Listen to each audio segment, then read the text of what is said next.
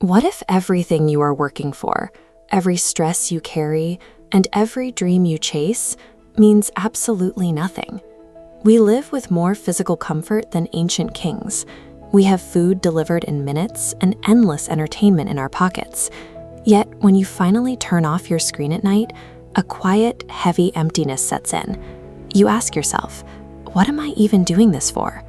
Most people will tell you to just stay positive or try to manifest your dreams. Those are comforting lies. They don't fix the void. Over a century ago, the philosopher Friedrich Nietzsche looked into the future and saw this exact crisis coming. He knew that the dread keeping you awake isn't a personal failing. It is a historical prophecy coming true. He called it nihilism.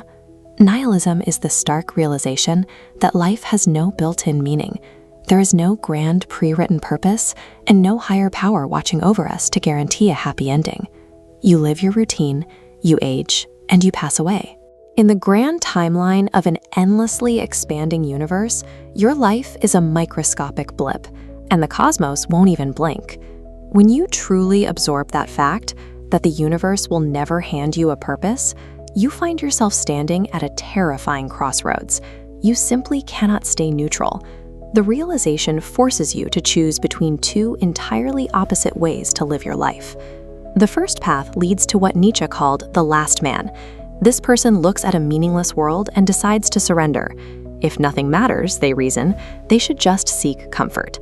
They spend their days chasing cheap pleasure, carefully avoiding all pain, and settling for a safe, numb existence. They create nothing, and they die leaving no trace. But there is a second, far more difficult path to take, the path of the Ubermensch, or Superman. Nietzsche argued that an empty universe is an invitation. If the world refuses to assign you a meaning, it becomes your absolute responsibility to invent one yourself. The Ubermensch doesn't sit around waiting to be saved. They take a blank, chaotic reality and impose their own order onto it through sheer force of will. So, how do you actually do that? You have to understand that purpose is never found on a vacation or discovered through a life hack. It is exclusively forged through resistance. To survive the void, Nietzsche gives us two psychological weapons. The first is Amor Fati, the love of fate. Most people suffer because they constantly wish their lives were different. Amor Fati demands that you stop wishing.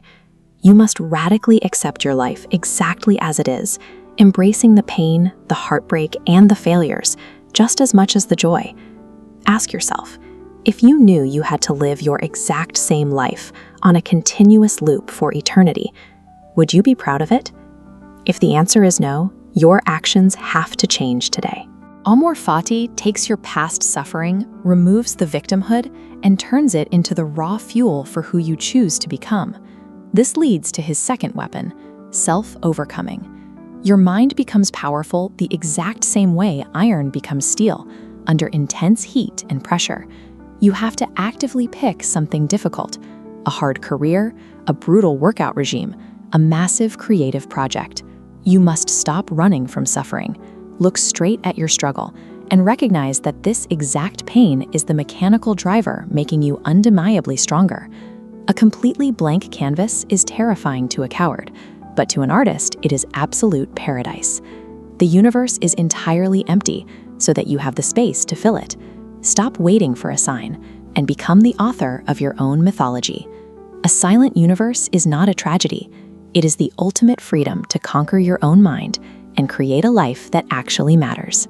See you in the next chapter.